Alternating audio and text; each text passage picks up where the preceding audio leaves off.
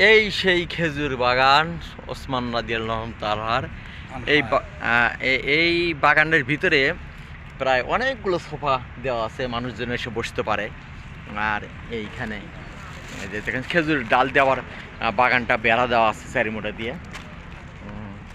আচ্ছা, ওসমান রাদিয়াল্লাহু তাআলার খেজুর বাগান এটি দেখতে পাচ্ছেন।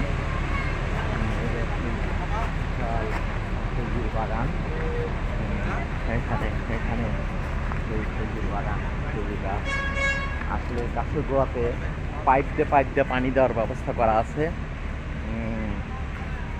এটাই সেই বিশাল খেজুরের ডাল দিয়ে সামনে যে দোকানটা করছে ওটার বেড়া দিছে সুন্দর।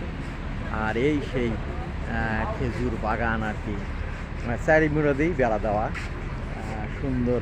আর মাঝে মাঝে এর ভিতরে রেস্ট নেওয়ার জন্য আমাদের যেমন বাগান বাড়ি থাকে, বাগান বাড়িতে দেখা যায় যে বেশ বাগান বাড়িতে যেমন মানুষ তাঁবু করে বা মানুষ রেস্ট, এটা হলো বসার জায়গা, এটা পাশাপাশি বসার জায়গা।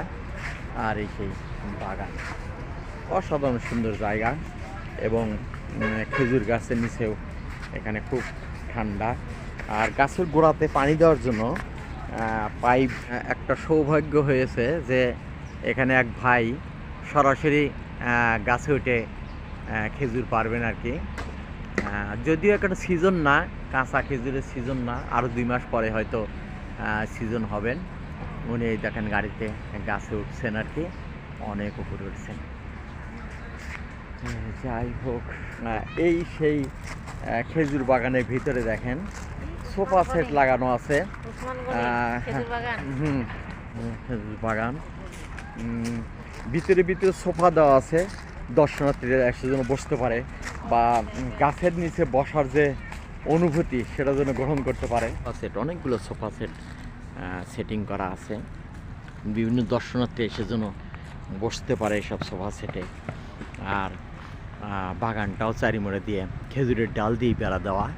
এখন খেজুরের সিজন না, কাঁচা খেজুরের সিজন আরও 2 মাস পরে হয়তো হবে।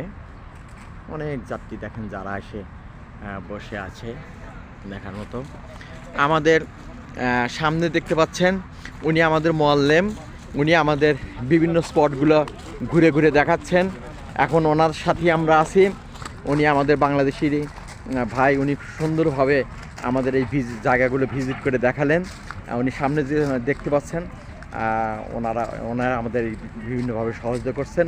ওনাদেরকে ধন্যবাদ এইসব জায়গাগুলো দেখানোর জন্য। সবাই ভালো থাকুন, সুন্দর থাকুন, খোদা হাফেজ।